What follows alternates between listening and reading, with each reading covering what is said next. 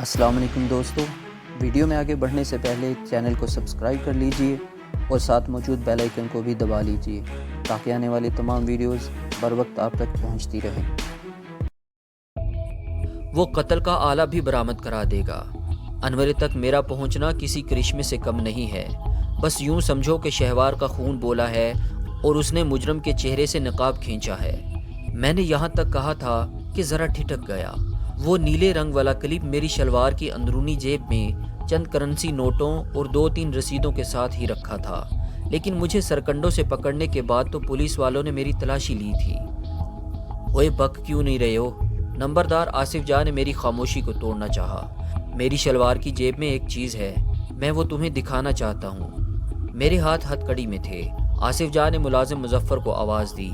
वो दनदनाता हुआ आया और आसिफ के हुक्म पर उसने जिप खोलकर मेरी शलवार की जेब देखी। मेरा दिल तेज़ी से धड़क रहा था। अंदेशा बिल्कुल दुरुस्त निकला। बेकार रसीदें तो जीप में मौजूद थीं, मगर करेंसी और क्लिप मौजूद नहीं था, और मुझे खदशा था कि वो मेरी अशिया की फहरिस्त में भी नहीं लिखा गया होगा। ऐसी कीमती चीज़ें पुलिस एहलकार कम ही लिखते हैं। क्या बात है? आसिफ ने मेरे तासुरात देखते हुए कहा। तुम करिश्मे की बात कर रहे थे। हाँ, करिश्मा तो हुआ है, और यही करिश्मा है कि जिसकी वजह से मैं पहले अनवरे और फिर चौधरी अजीज़ तक पहुंचा, और मुझे पता चला कि शहवार की जान लेने वाले असल बंदे कौन हैं। अब कुछ बकवास भी करोगे या पहेलियां बुझवाओगे? मेरा गला बिल्कुल खुश्क हो रहा था। मैंने पानी तलब किया। मुजफ्फर मुझे पानी पिलाकर बाहर चला गया। मैंने कराहते हुए कहा, शहवार को चाकू के वार करने और उसे बेजान करने के बाद अनवरे ने यूं ही वहाँ से शहवार का एक छोटा हार उठा लिया था। मैं उस हार को बड़ी अच्छी तरह पहचानता था। मैंने कुछ दिन पहले उस हार का एक नीलम अनवरे की बीवी आबदा के क्लिप में देखा। ये नीलम देखने के बाद ही मेरा ध्यान अनवरे और चौधरी अजीज़ वगैरह की तरफ गया। उसके बाद मैंने टूटे फूटे लहजे में वो सारी बात आसिफ जा के गोश गुजार कर दी।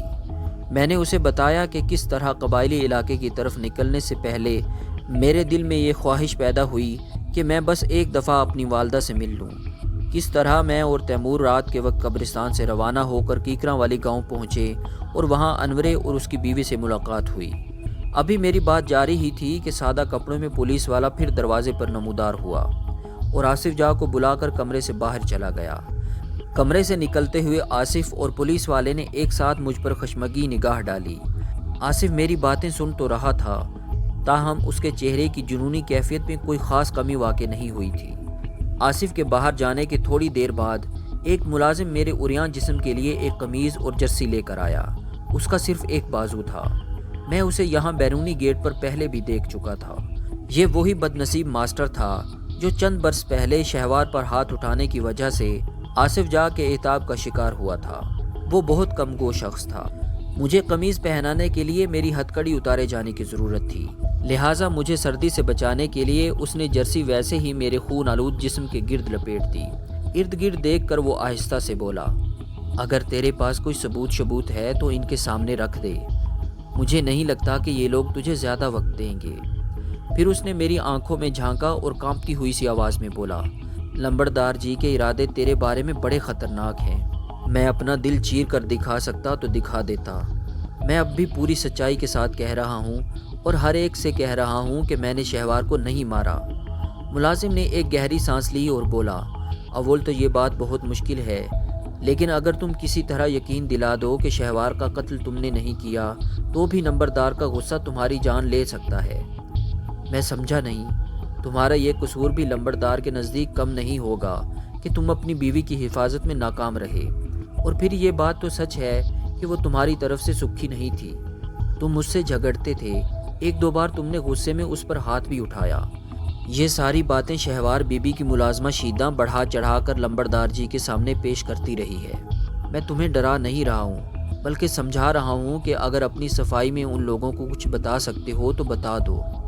एकदम उस मुलाजिम को चुप होना पड़ा। आसिफ जा एक बार फिर दनदनाता हुआ अंदर दाखिल हो गया था। उसने मुलाजिम को बाहर जाने का इशारा किया।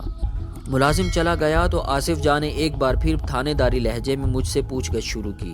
वो मुझे खूनी नज़रों से घूरते हुए बोला, तुम्हारी शलवार की जेब में क्या है जो तुम मुझे दिखाना चाह रहे थे? ये वही क्लिप था जिसका मैं बता रहा हूँ। اب وہ جیب میں نہیں ہے۔ ٹیپ ریکارڈر کی طرح وہ بھی پولیس والوں نے جیب سے نکال لیا ہوگا۔ آصف جاں کے لہجے میں طنز کی شدید کاٹ تھی۔ بالکل ایسا ہی ہوا ہے۔ انہوں نے مجھے پکڑنے کے بعد تلاشی لی تھی۔ اگر تم اپنے طور پر پوچھو تو ہو سکتا ہے وہ تمہیں بتا دیں۔ اس کلپ پر جو چھوٹا لینم لگا ہوا ہے وہ شہوار کے ہار کا ہے۔ انورہ خود اس بات کو قبول کر چکا ہے۔ انورہ اب کہاں ہے؟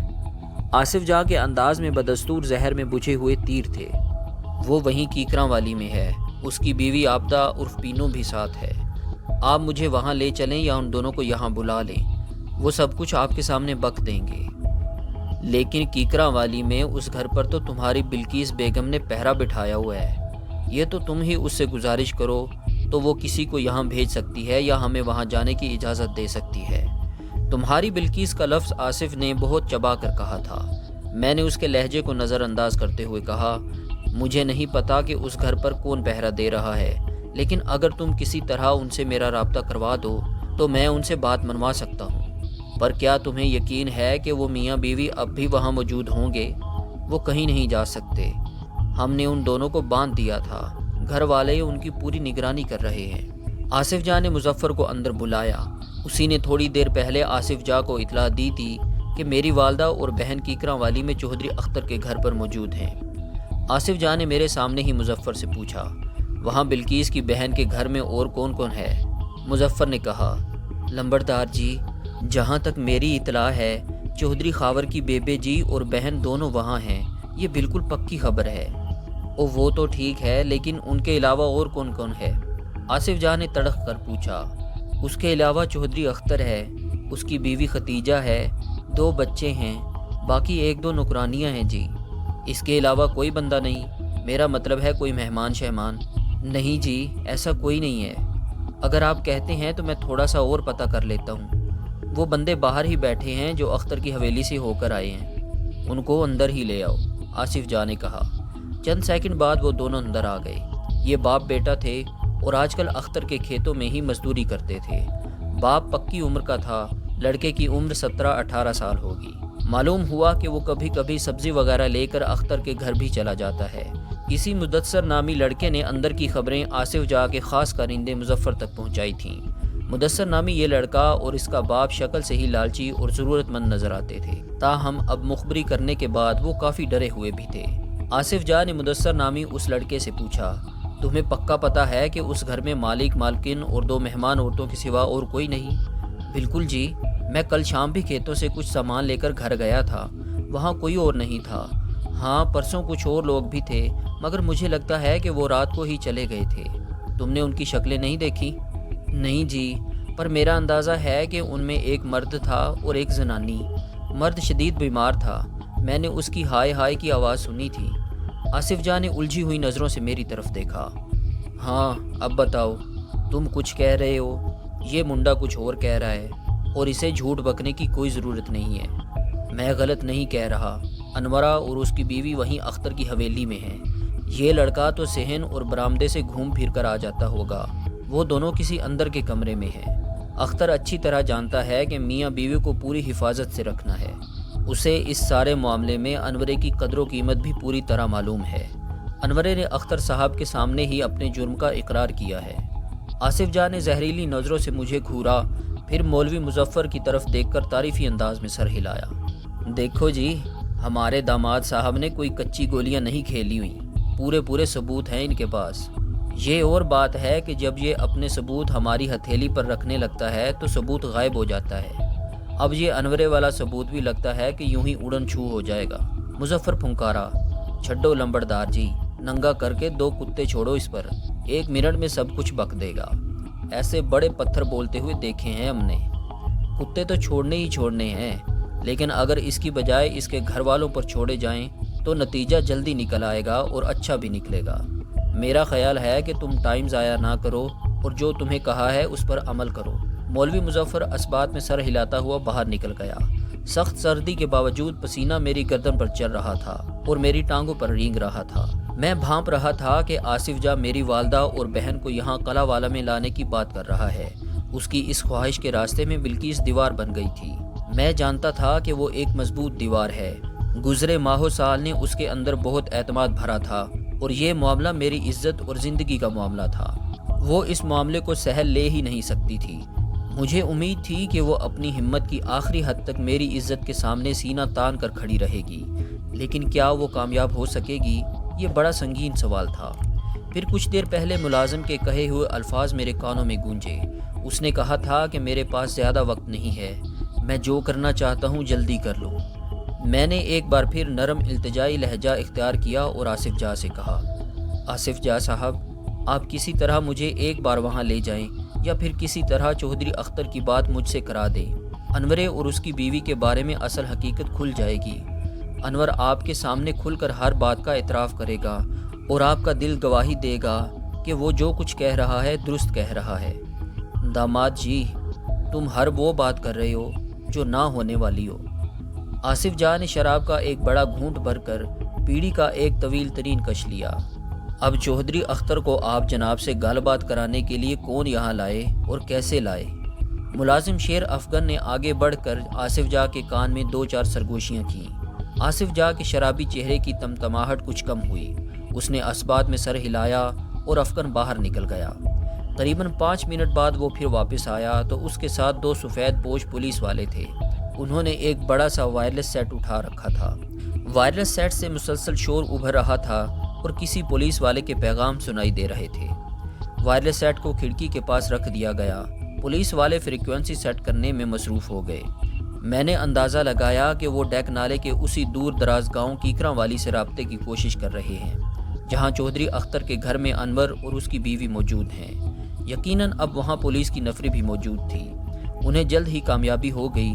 دوسری طرف سے کسی ASI شہباز نے بات کی۔ آصف جاہ نے اسے بتایا کہ وہ گاؤں کے زمیندار چودھری اختر سے بات کرنا چاہتا ہے۔ قریباً 10 منٹ بعد خدیجہ کا شوہر اختر وائرلیس سیٹ پر موجود تھا۔